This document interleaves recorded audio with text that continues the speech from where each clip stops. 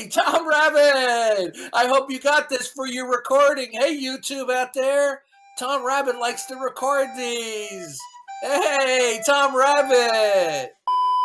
And does God will the good because he learns it, or does he will the good because he wills it to be, right? So it's just endless sophistry. Hey Jay, yeah, I'm here.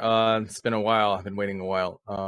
Yeah, I'll just tell you straight up that yeah, I potentially have a gotcha question. I'm not gonna be coy about it. Like you've expressed that you're unhappy about I appreciate that much more than the. I mean, that's all this is, right? It's just like, hey, what's your answer to this, right? So well, it's an open forum, yeah. So go for it.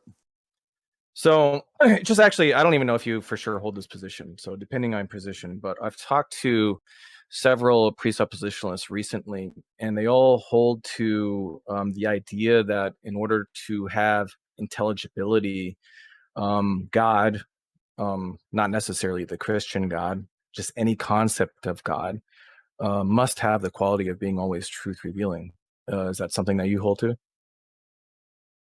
Well, first, I would say I don't believe that there's a generic concept of God, because the word God is not a rigid designator, doesn't pick out any specific deity, and is used for all kinds of different things. So the word God itself doesn't really tell us much outside of the rest of the system that we're talking about. But I would say that for us, yes, God's own character kind of dictates that, he's not going to do evil. Paul says it's impossible for God to, to lie or to do evil. Right. So just to be clear, I mean, you're saying that because there seems to be confusion when I ask people this. The particular attribute of being always truth revealing, without that, intelligibility would be logically impossible. Is that correct? So you're saying that some people have argued that in order to ground truth at all, we need a God who is always truth-telling? You're saying that people have made that argument? No, I'm saying that people are making the claim that in order to have intelligibility, God must have never, ever told a lie, even one, and he must have the attribute of being always truth-revealing. Otherwise, it's somehow like logically impossible to have intelligibility. It's a weird version of this. I don't know if I would make this argument. It's kind of a weird version. I don't know who has made that type of argument. I don't know that I would make this argument. So I would have to think about it. That's fine. That's weird. But just to be clear, you're like at least agnostic that God, we could possibly have the intelligibility we perceive, and God maybe is not always truth revealing. That's not contradictory. Well, I think God is always truth revealing, and I think that ultimately I would ground truth in God. But it's just a weird, maybe not the best way to make this argument, to say that all knowledge is predicated on God being truth revealing. But maybe in a roundabout way, I would make that argument. Well, if you read not knowledge, intelligibility. So like the ability to interpret or understand. I know what intelligibility. I mean, it's the two are related. So I'm just intending to express the same idea. So. Well, some people will go even further and say something. Some people go even further to make an argument that they know that God is always truth revealing because we have intelligibility. I would say that maybe ultimately that's true. It's a weird way to say it, but yeah, you could probably make that argument. Yeah, I just don't see why anybody would say that or how they could defend that. Because intelligibility would require a certain type of world and certain preconditions that lead to God. And one of those preconditions is that God is always truth revealing. Yes. Why?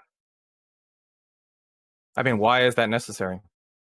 Because we're grounding truth in the person of God. So we go beyond the Platonic, conceptual ideal justification. We're saying that it's not just ideals in the Platonic realm, it's actually God himself. Because again, truth claims require a certain kind of world. And a certain kind of world where you have objective criteria, where you have truth and falsehood, and thus logical laws and universals. And so to have universals requires a certain kind of world. Yeah, Okay. Let me just give a quick example that I use. So, example is that someone is crawling on the sun-scorched sand of the Sahara Desert, dying of dehydration, right?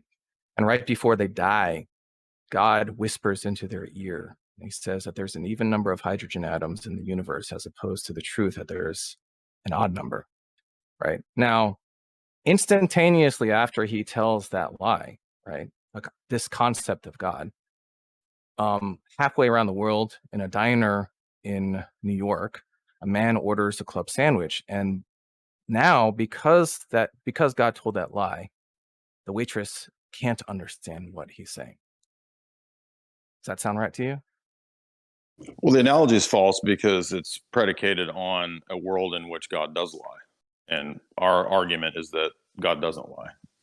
So, I mean, I'm fine with thought experiments, but it's a thought experiment that's not applicable to Right. our I worldview. understand that your position is that the Christian God does not lie, but I'm asking for a conceptual analysis of, like, I'm asking basically for the contradiction where God tells that one lie in that situation, and now the waitress can no longer understand what Yeah, he's because saying. you're Why not is that the understanding case? that the argument is about the comparison of systems at the paradigm level. It's not about giving a thought experiment example where you could think of a defeater. Well, it is, because you said that the tag argument is used to compare worldviews. What did I just say at the beginning? It's not a possible example in our system. So it'd be like saying, what if there's a world where God doesn't exist? Right. This is like JF's example that he gave when I debated JF. He's like, okay, well, what about a world where God doesn't exist? See, I came up with a defeater. Right, exactly. But I mean, that's fine. And I could just say that when you use the tag, right, as you said, you use it oftentimes to say, like, it's true, your worldview is true, Right. because of the impossibility of the contrary, right? Right. So I'm presenting an alternative worldview. Yeah, it's missing the argument.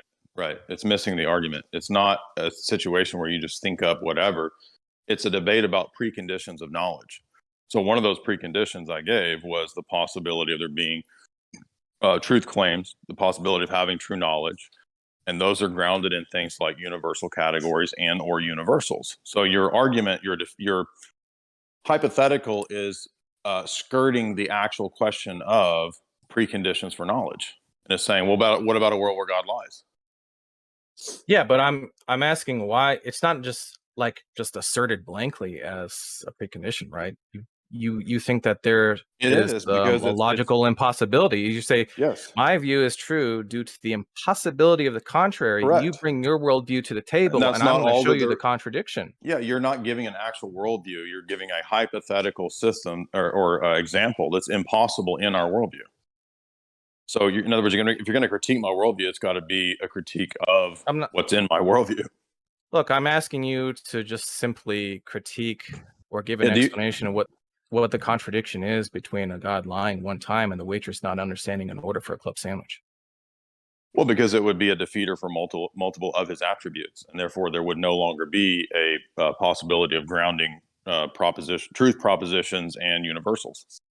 So it's just going to seem like it reduces to, like, when you say something like, if God is not always truth revealing, then you can't have intelligibility. That's equivalent to something like, if God is not jealous, then you can't have intelligibility. It's just going to reduce to, like, you can't have intelligibility because that's not God. That's not a quality of God. It's not. No, you're missing that the argument is about grounding preconditions. Do you understand that or not? Kind of.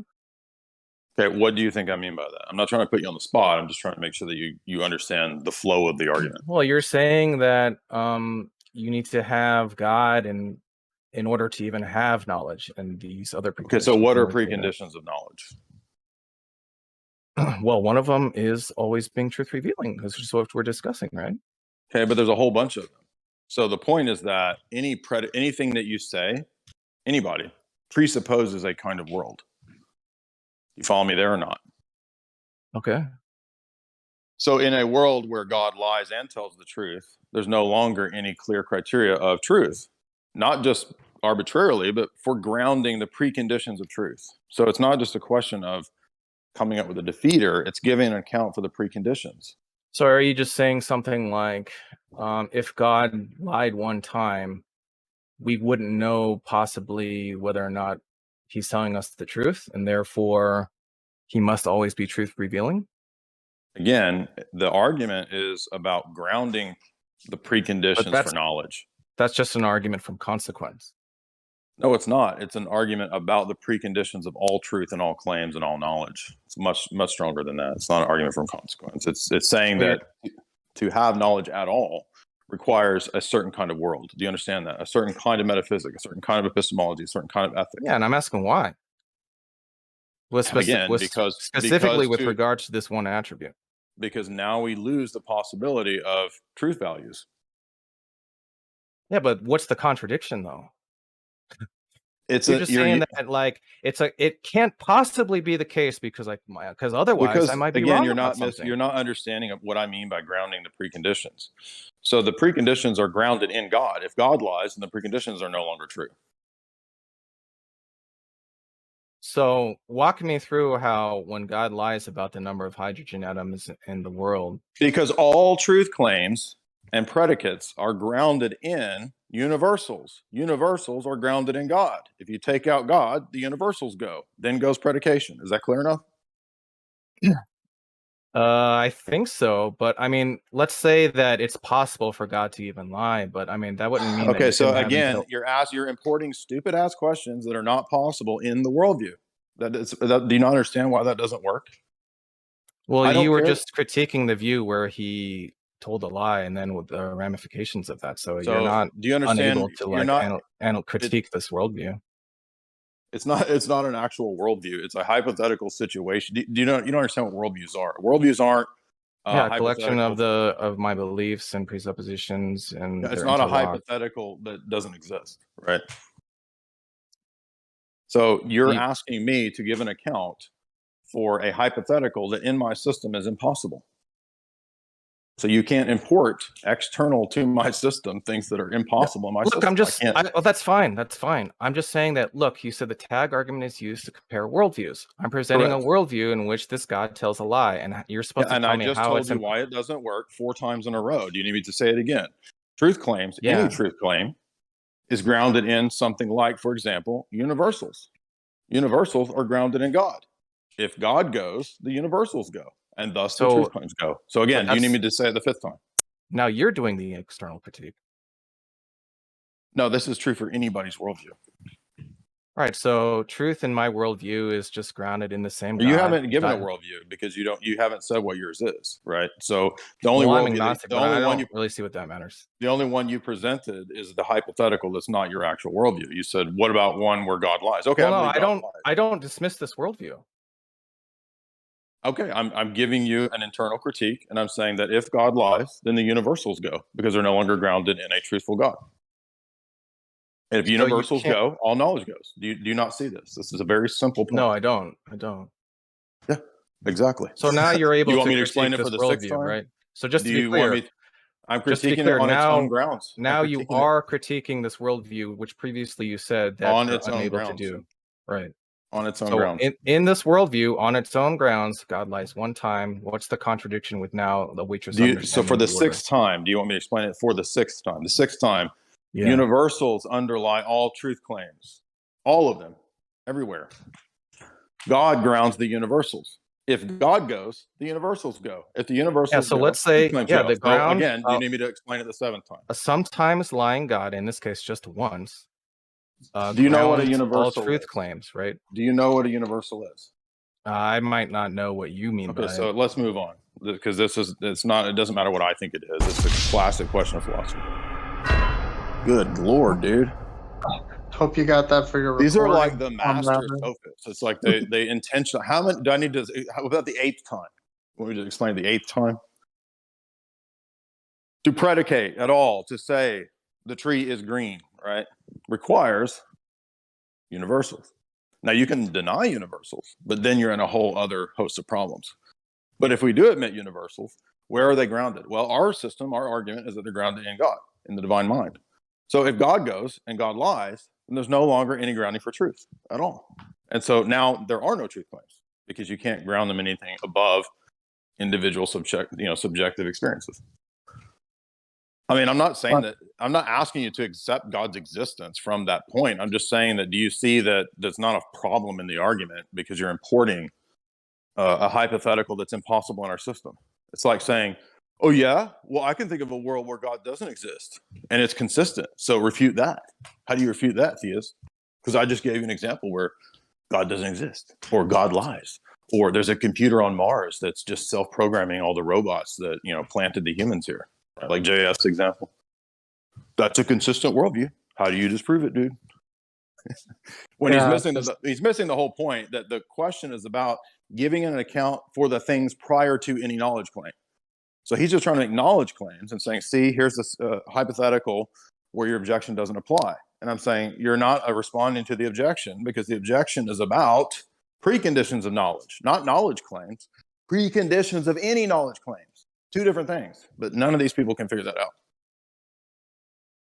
But can't you just grant me this one lever and a fulcrum to put it on so I can move the whole world? Yeah, like the guy before him with the Grimm's paradox. Well, I'm not using set theory logic. What? I'm not using any system. I'm not doing anything. I'm just asking a question. Yeah, that's where the conversation has to go. It's the justification. No atheist can allow, yes, they can never allow you to critique their position because they know they'll be demolished. That's why they have to fight tooth and nail to not have to give an account for the arguments that they're using. Like I was like, I'm not using an argument. Yes, you are. Why are you guys being so disingenuous? At least that last dude was not disingenuous. And he's like, no, I'm here to bring an argument. But they're all just playing like, oh, I'm not here to give an argument. I just want to ask you questions. And then like in the chat, they're like, oh, I wrecked him. I destroyed that dude. He's wrecked. Yeah. So you're just a soy boy who can't just step up to the table and say what your argument is. All right, let's move on. You let me know when you're getting tired. We're going to bring up Harlequin. Harlequin, feel free to unmute yourself and ask your question. Hey, Jay Dyer. How you doing? By the way, did you get that, Tom Rabbittt?